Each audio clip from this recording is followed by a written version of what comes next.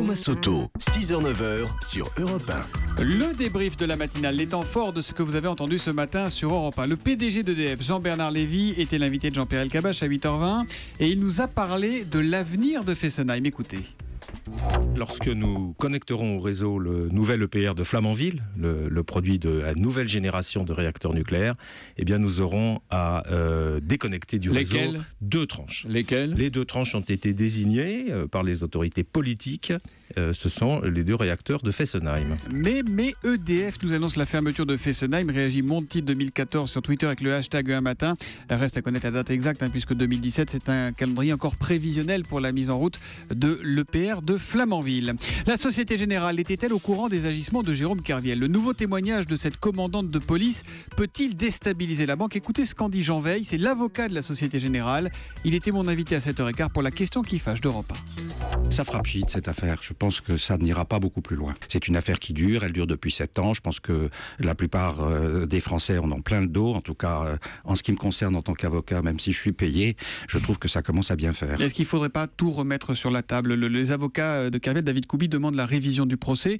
Finalement, si la Société Générale n'a rien à se reprocher, pourquoi pas ? Écoutez, c'est pas l'affaire Dreyfus, il ne faut quand même pas exagérer. Par conséquent, je trouve que ça va comme ça. Voilà, Jean Veil, l'avocat de la Société Générale. Le dessinateur Luz a annoncé son départ de Charlie Hebdo. Nous vous en parlions dans le journal de 8h.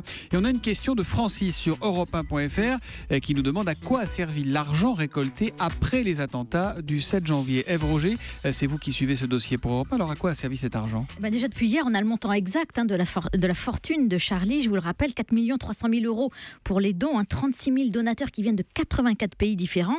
Et cet argent-là va être déposé à la Caisse des dépôts et consignations. C'est un organisme public. Et une commission des sages désignée par la ministre de la Justice, c'est un gage de probité, sera chargée de répartir cette somme entièrement aux familles des victimes de Charlie. Et puis il y a les 12 millions d'euros qui viennent des ventes. Les associés se sont engagés à ne percevoir aucun dividende sur ces sommes. Et les associés, je vous rappelle, c'est RIS, dessinateur et directeur de la publication, qui détient 40% du capital. C'est le gérant, Éric Porto, 20%. Et puis il y a les 40% qui appartenaient à Charbre, qui est décédé, on le sait, sont provisoirement gelés dans sa succession. Alors avec ces millions, qu'est-ce que Charlie va faire ? Sans doute reconstruire une équipe, peut-être former des dessinateurs.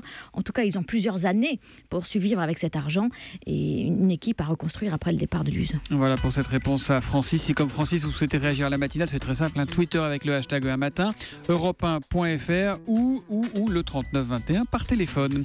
Pourrons-nous un jour aller sur Mars ? Voilà la question posée à Jean-Yves Le Gall, le président du Centre national d'études spatiales de CNES. Il était à 7h45 l'invité de l'interview Vérité d'Europe 1. Imaginez 9 mois de voyage, 6 mois en orbite, 9 mois pour revenir. Pendant le voyage, on quitte la Terre. À un moment, on ne la voit plus, on est au milieu du noir. Et moi, je suis convaincu qu'on ne pourra aller sur Mars que lorsqu'il y aura un vaisseau spatial 2001, l'Odyssée de l'espace, c'est-à-dire une sorte de station spatiale.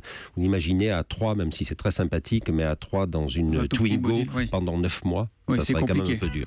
Passionnant l'espace, la France leader dans le domaine, que d'enthousiasme à découvrir notre univers. Encore, s'exclame Isabelle Mirocha avec le hashtag E1 Matin.